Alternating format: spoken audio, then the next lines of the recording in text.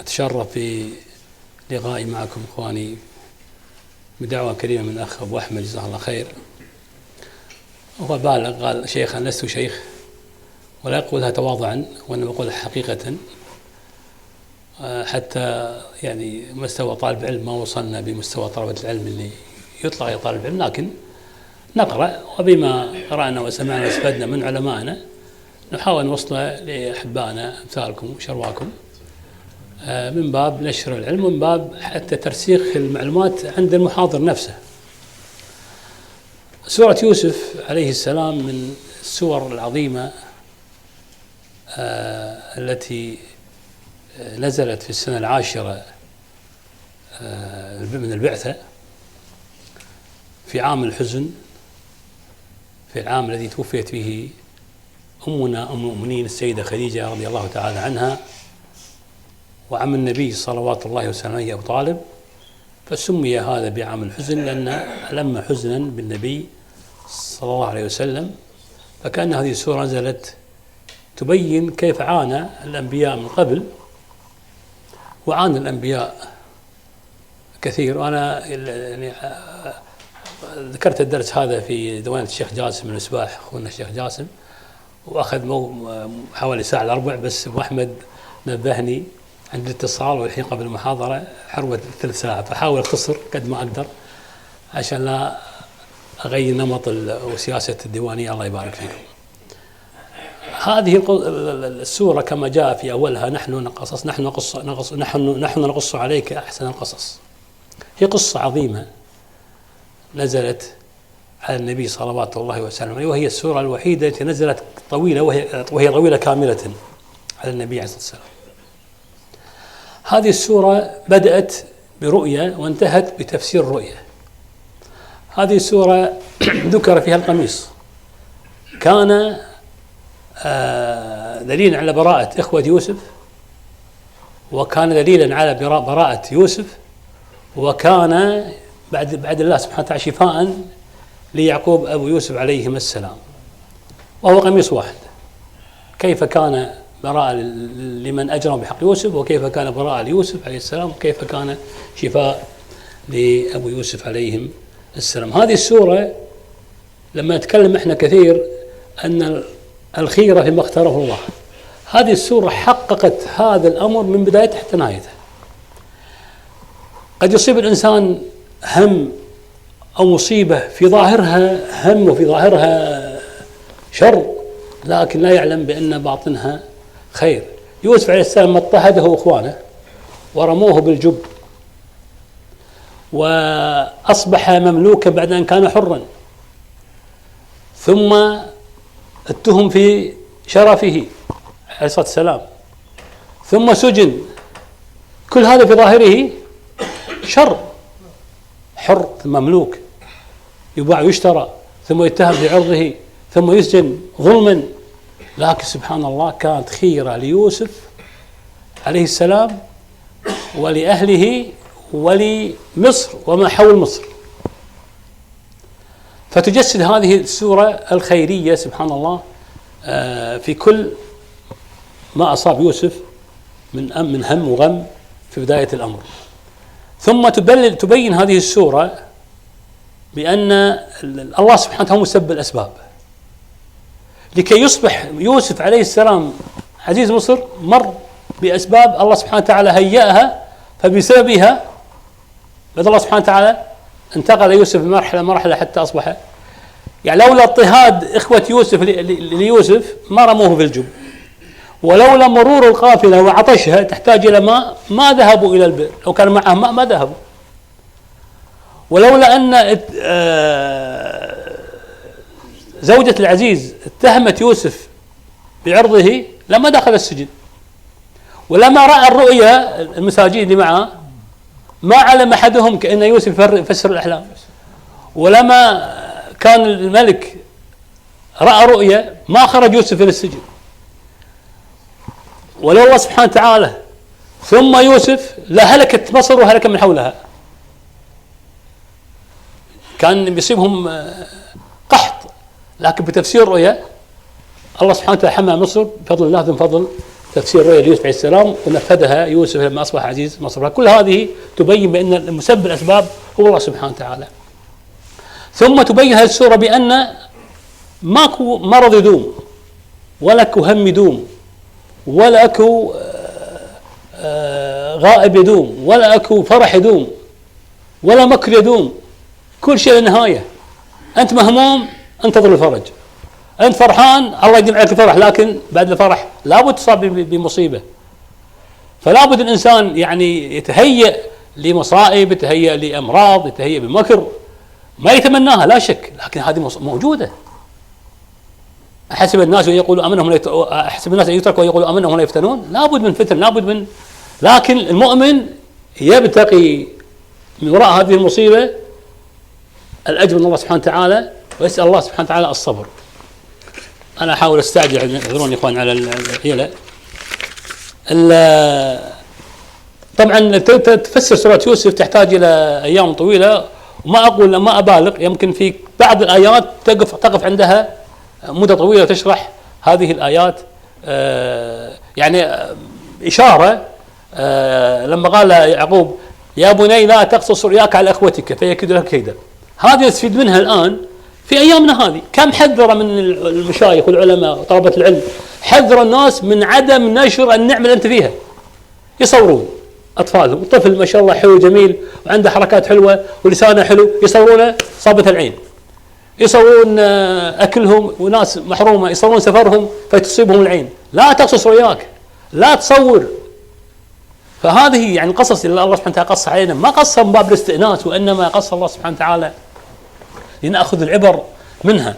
من هذه الآيات العظيمة الآية رقم 100 يقول الله سبحانه وتعالى فيها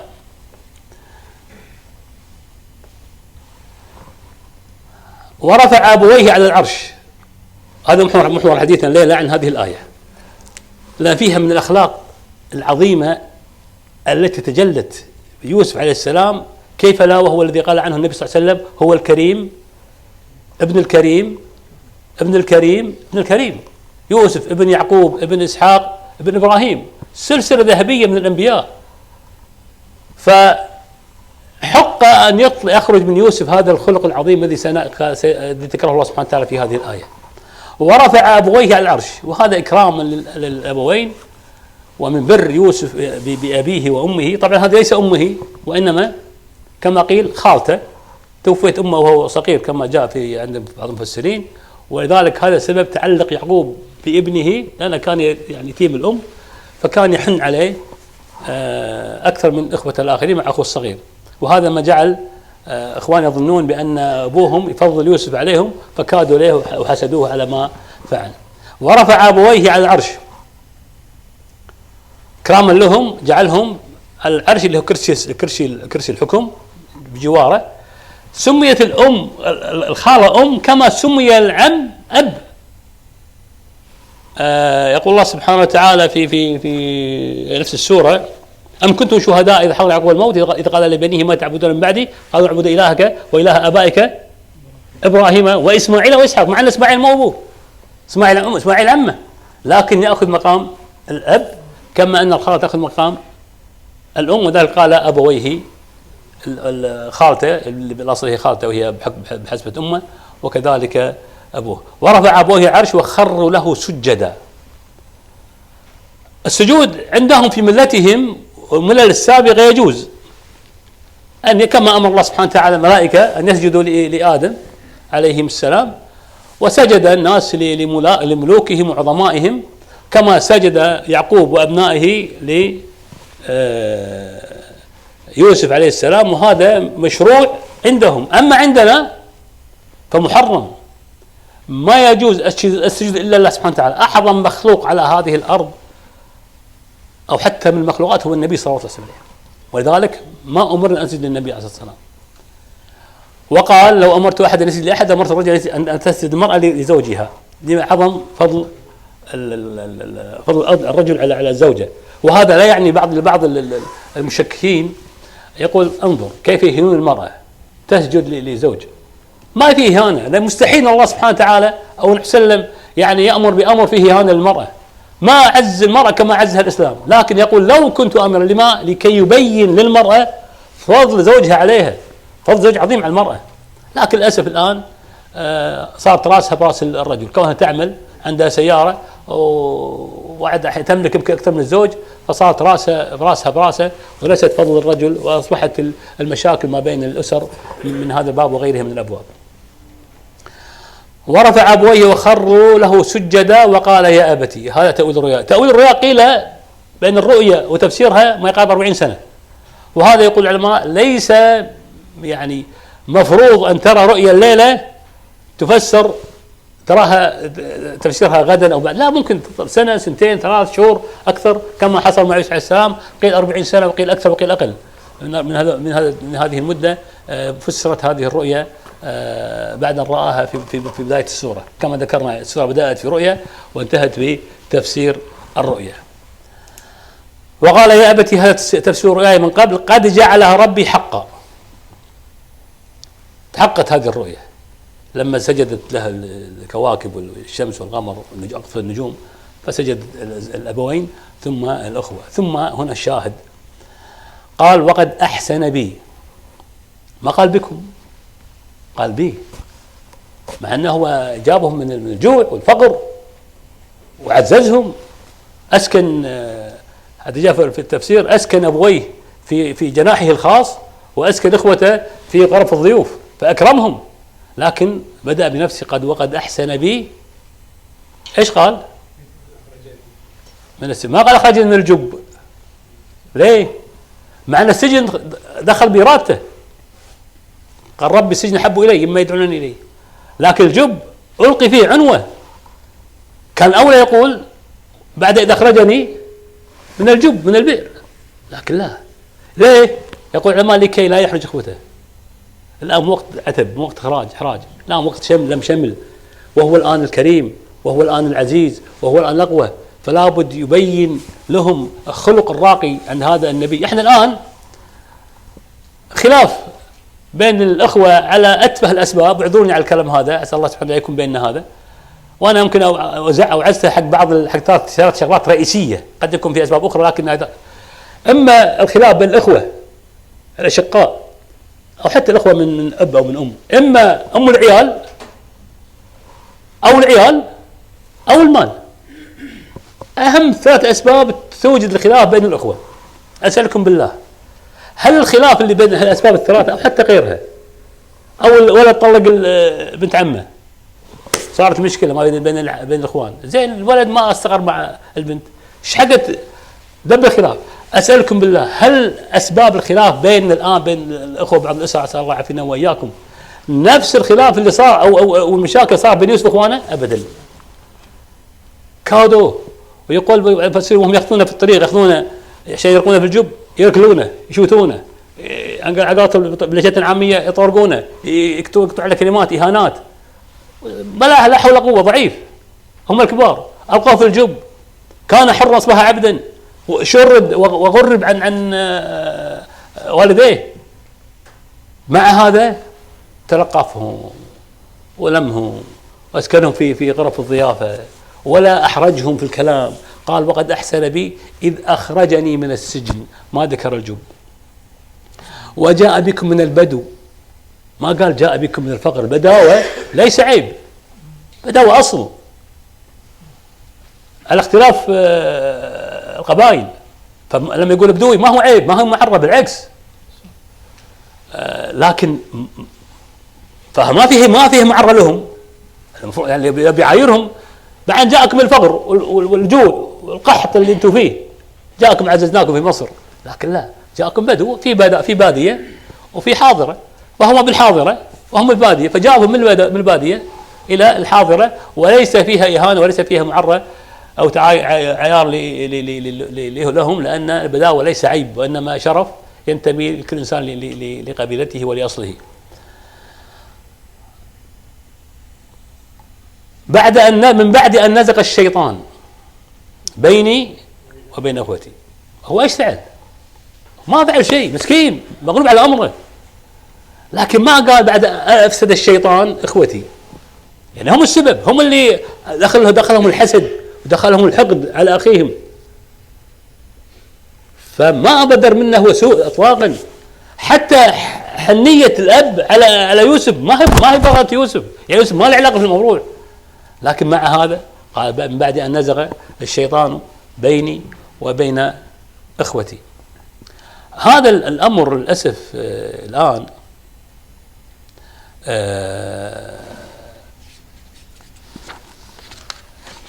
بين العلاقات، سواء كانت العلاقات الأسرية كزوجة أو زوجة أو أبناء أو والدين، انتقلت الخلافات ليس فقط بين الأخوة الأشقاء وغيرهم، وإنما حتى بين الابن ووالدينه بسبب إما عقوق الابن أو بسبب الزوجة أو بسبب العيال. يعني للأسف يعني أنا حتى أحد الأشخاص يعز علي كثير عنده خلاف مع أخته، قلت بسألك سؤال، أسألك بالله، هل أختك فعلت فيك ما فعل أخوة يوسف بيوسف؟ تعرف إيش فعل؟ قال أدري، أقرأ قرآن وأعرف. قلت فعلت أختك فيك من فعل أخوة يوسف؟ قال لا. قلت سبحان الله، ليش نزل السورة هذه على محمد صلى الله عليه وسلم؟ إذا ما نتخلق بأخلاق الأنبياء، ما قلنا نكون إحنا كأخلاق الأنبياء، حاشا، لا يمكن نكون كالأنبياء، لكن نتأسى ببعض صفاتهم اللي نقدر عليها وهي تقدر عليها. شيطان يجيك ضد الشيطان. أختك، ولذلك يقول العلماء برك لأختك بر لوالديك حتى في قبريهما. يعني الأخت بحاجة، والأخت أولى في البر من الأخ، سواء كانت أكبر منك أو أصغر منك. ولذلك الأخت تشعر بالعز والعزوة بإخوانها. لما يكون الإخوان مطنشينها ما حد يدري عنها ولا لها قيمة، يتفرد فيها الزوج إن كان الزوج غير مستقيم، يتفرد فيها. لكن للأسف عندنا يعني أنا مع أختي، أنا مع أخوي عقاته سمن وعسل وما شاء الله، لكن خالتي مشكلة بين هالثلاث أسباب أو غيرها، قلنا العيال أو العيال أو المال، ينسى كل العلاقات. وسمعنا كثير حالات تسأل، عندي صديق أسأله أقول له شلون أخوك فلان؟ قال بصراحة أبو ناصر ما أكذب عليك، صار يمكن 6 شهور ما شفتهم. قلت أفا يا أبو فلان 6 شهور شلون هنالك حلال؟ قال أبو ناصر ماكو مكان تجمع. قلت يا أخي لو تجمع على المطعم، إذا ما عندك بيوت فيها دواوين كل واحد ظروفه، مع أن أنا أعرف حتى إخواننا عندي دوانين، يا أخي مطعم عزوم على المطعم، تعال نتغدى اليوم ولا نتعشى في مكان بالشهر مرة. ما يصير يا جماعة. يعني يقال بعض علماء النفس لما تطق واحد يقول لك أخ، ليش يقول أخ؟ شيء فطري. الأخ دائما أو مو دائما، غالبا يعيش بعد الوالدين. يعني الوالدين اللي كبر السن يموتوا قبل الأخوة. من يكون عزوتك وسندك وعضدك؟ سميه عضيد، يعضدك هو أخوك. إذا أخوك إيش ما تشوفه بالشهور، إذا أخوك على أبسط الأمور أنت تختلف وياه. بذكر قصة اعذروني فيها، صارت معي أنا كمثال، ليس من باب التوجه أعوذ بالله. دق علي أخوي أكبر مني أكبر مني، قال لي ترى أم فلان زعلان عليك. خير، ما بدر مني كلام، ما بدر مني أي شيء عليها، ولا كلمت خاطب خاطرها عسى ما شاء فهم الموضوع غلط. قلت لك الحشيمة وحاضر. يقول حتى فلان زعلان، فمنه أخوي أصغر مني. اي والله يا جماعه ودك عليه. قلت ها ابو فلان عسى ما شاء، يقولون قال لي انا بخاطي وانا كذا كذا وشوي. قلت خلصت؟ قال لي.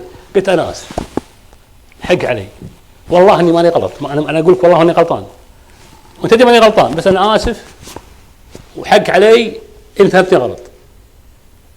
طبعا بكى لما قلت له الكلمه هذه، واصغر مني، وتعنيت على الشاليه، كان وقت كورونا وهو عازل نفسه مع زوجته بالشاليه، تعنيت على الشاليه. قلت انا جايك شاري خاطرك، وما عندنا الحين مشاكل، بس صار في سوء فهم. اذا ما عفوا تتنازل اخوك الكبير اخوك الصغير، ما تستغر الحياه، ما تستمر الحياه. انا هذه قصه يوسف يعني انا اتعجب من مواقفها من اياتها، والله العظيم اطبقها، اقدر احاول اطبقها على الاقل مع اخواني، مهما يصير مع اخواني ما لا يمكن احيد عنهم. اقول حق اختي واختي يا والله لو تفتني بوجهي تطردني البيت والله ما ارجيش اجيك، لا تفكير اتركك اكثر من عزك واحد تفتني بوجهك تطردك. طبعا ما سويتها، بس اقول لها لا تفكر اني اخليك، لو هلا توصل عفوا لهالدرجه هذه يا جماعه. يعني انا اتعجب من الموقف هذا عند يوسف عليه السلام لما فعلوا اخواننا فيه، ما فعلوا اخواننا فينا الفعائل هذه. فبالتالي لما انت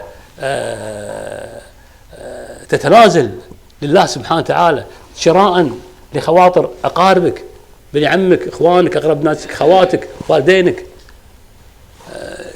الشيطان سبحان الله يجري كما قال الحسين يجري من ادم مجرى الدم، فيزين لك الامور هذه. لكن للاسف كل واحد عفوا يعني بين قوسين اعذروني على الكلمه هذه، كرامتي يعني يطز في كرامتك. اذا كرامتك تقطعك عن والدينك، كرامتك تقطعك عن خواتك، كرامتك تقطعك عن اخوانك، ايش فايده الكرامه هذه؟ هذه كرامه؟ ما انت عندك كرامه في الدنيا اذا ما عندك، اذا عاد الناس انت هاجرهم، وللاسف نتحمل مشاكل اصدقائنا. يعني صديقي يقطع علي كلمه لا التمس اخيك العذر، سبحان الله. الحين احمد صديقي التمس العذر، وهذا اخوي شقيقي ما التمس العذر، شو المعادله المقلوبه هذه؟ مع ان افترض التمس العذر لكل الناس. ايضا يعني شوف خلق الانبياء في خطابهم مع قومهم لما جاء عند هود. انا اظن خلاص وصلت، بس بذكر مثلا واحد لان موضوع طويل.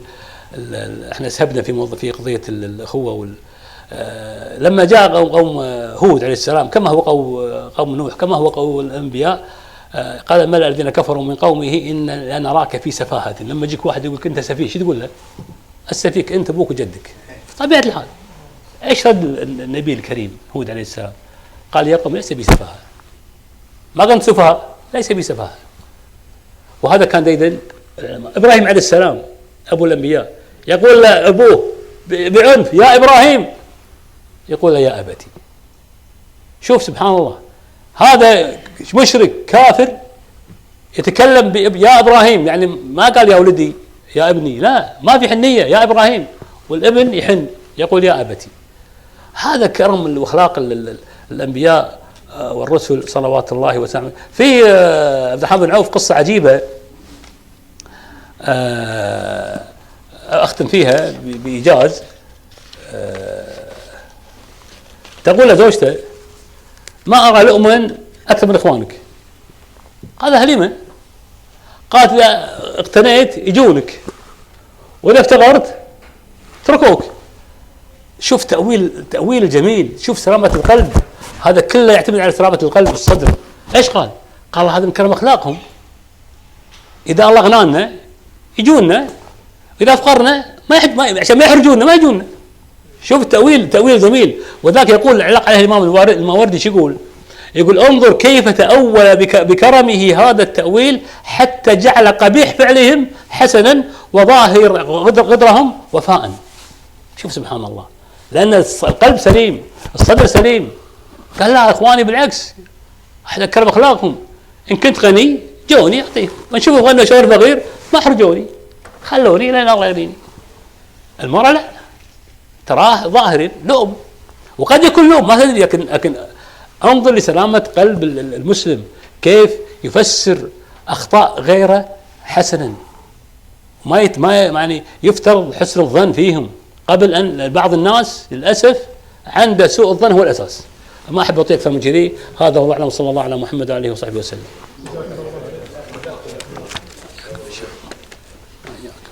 جزا الله اخونا.